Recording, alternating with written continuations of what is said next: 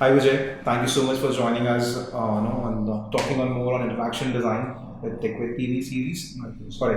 So my first question to you, Vijay, is this UX practitioners, they always come up with terms like UX design, UI design, designing interaction design, designing experience, and it just the list goes on, right? But these are very professional terms and they use it very loosely in their communication, right? But for the audience who are very not friendly with the UX design, genre, but they are product designers or maybe they are product managers, technologists, or anyone else.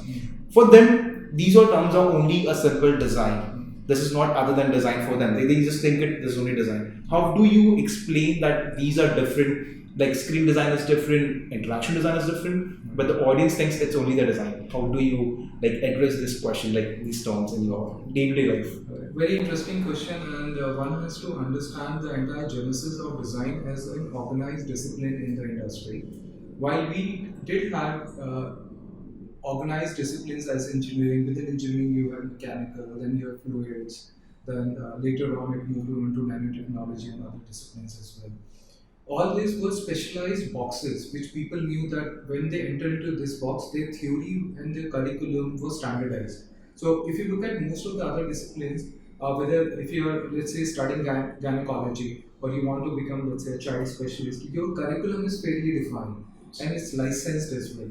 But in the scope of design, what happened was most of this they got evolved and in a very gradual order only in two disciplines. So in the country we fundamentally had only two or three major disciplines in design. So you had fashion design, then you had visual communication, and then you have product design. But later on, when products people started interacting with, and these were not just purely physical products, they have got some kind of a screen, you have got remote controls, we have got bit of a display. Earlier, only engineers used to design those displays. Yes. There was not a trace of a visual art in that. There was not a trace of a concept of what a user will do. But later, with this entity becoming quite big, and it has barely happened last 15 to 10 years ago. It's not a very old industry. So if you look at all the institutes which have sprung up in the country, all these have come up in the very last 15 years ago. And there is an entire sense of confusion which is still prevailing. So the concept of interaction design interacts, you have got a button to press, that is interaction, you've got an analog button. When you have got a digital button, then suddenly it becomes UI design. While it's still under the interaction design domain. So broadly looking, if you look at the largest and the most external periphery where a lot of people collaborate, the word is experience design. You design for experiences. Whether you go to a theme park, you go to a hospital, you go to a railway station, you've got a problem and you're getting a solution done. Through a certain passage of time, in this entire operations thing, you enter into a door, you pay for a ticket, you go for a joyride. You've got a human as a problem and you're designing various things around that. So in all these areas, you're gaining an experience, right? And even a hospital design is per se an experience design. You enter there with the problem is eradicated, you gain an experience and you move out over there. Now, the larger word apparently is experience design, and we yet do not have a discipline which teaches experience design as a single entity. Within experience design, you have got sub disciplines. So, if you look at interaction design, any experience is nothing but a set of various interactions. Okay. Within various interactions, sometimes you have got a physical door to pull, sometimes you got a button to press. All of this is interaction design, but the moment you got a button to push, or you got a combination of buttons to push, that is where it turns to be a digital screen design or a digital interface design. And hence a word also enters into a lexicon which is interface design over there. Now, somebody who's not aware about all this, which is the start to end of the cycle, they may think I'm a UI designer.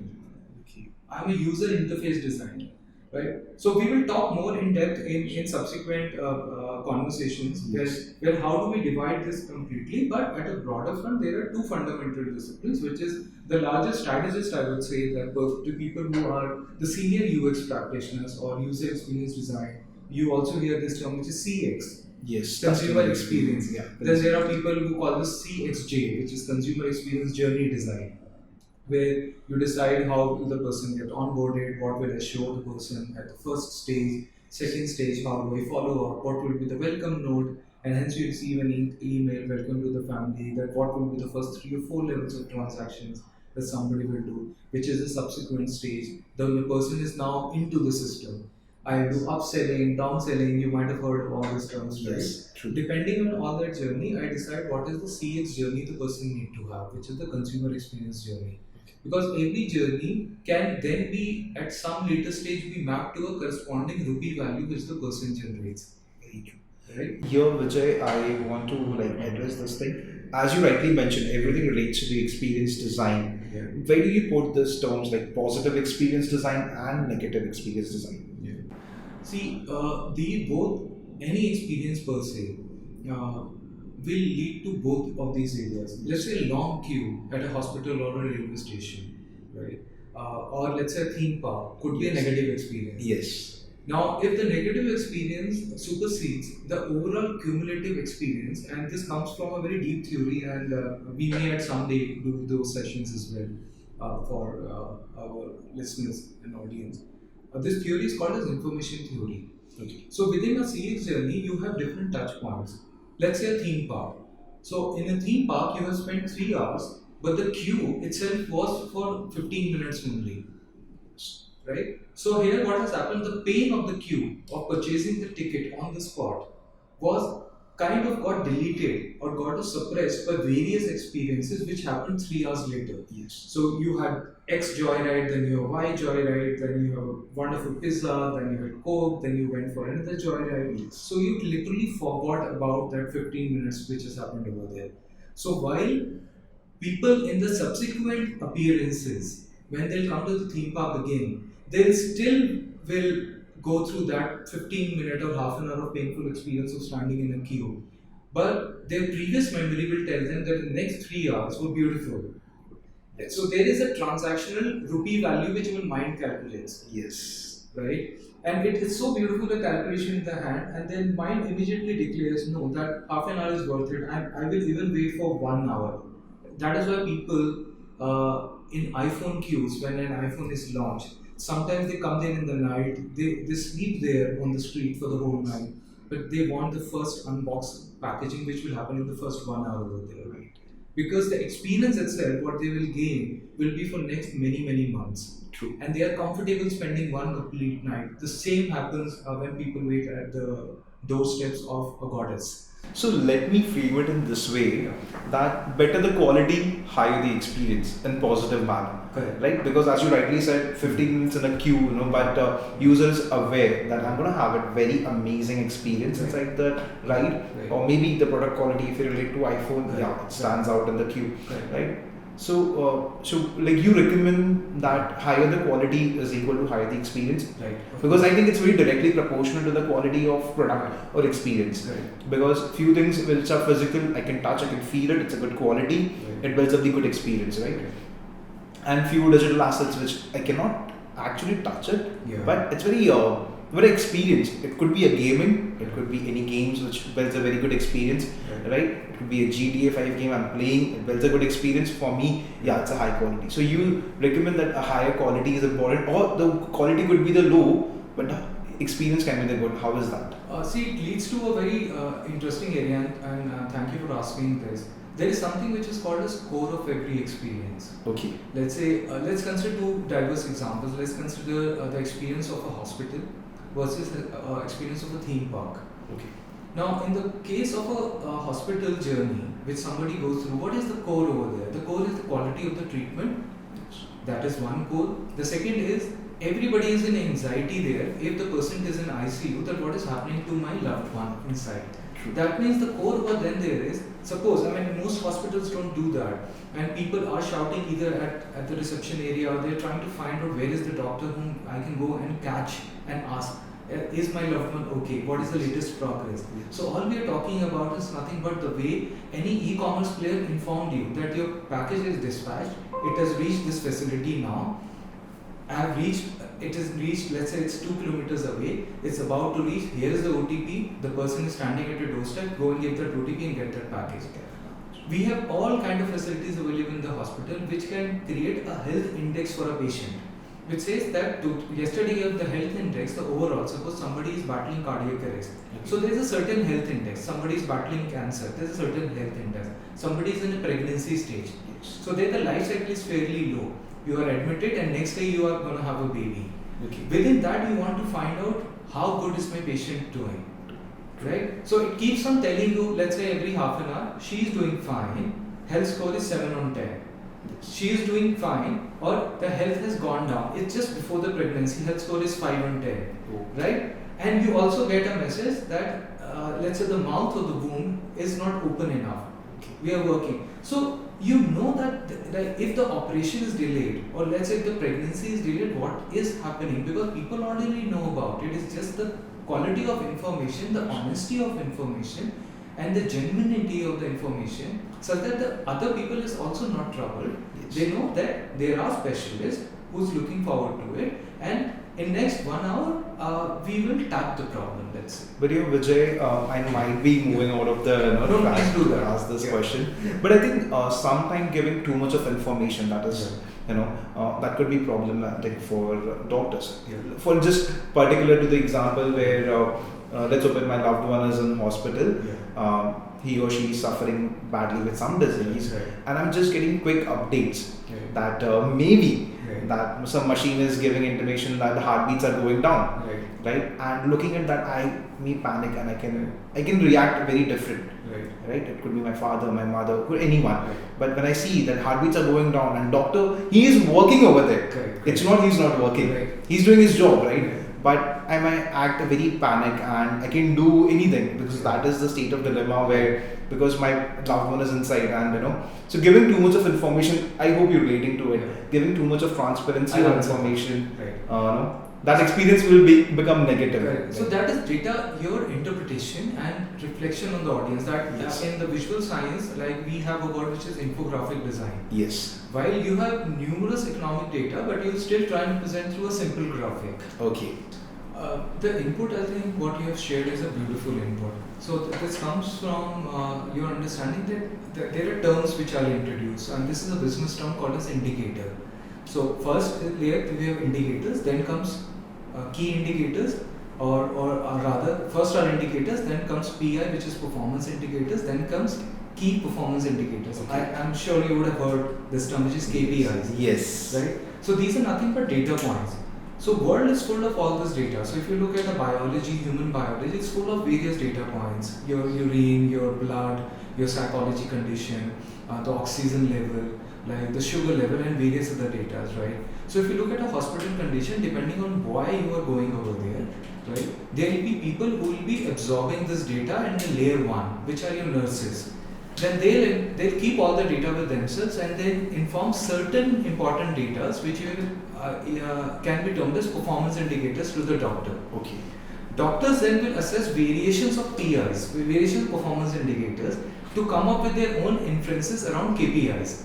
Which are the KPIs I need to look at? They will not look at all KPIs. So for a person who's gone there for pregnancy, performance indicators and KPIs are different.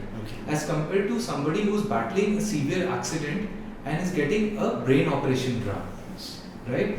It all depends. Now for an external person, so while the data layer is same, you will cook up or you will probably create various KPIs for different set of an audience.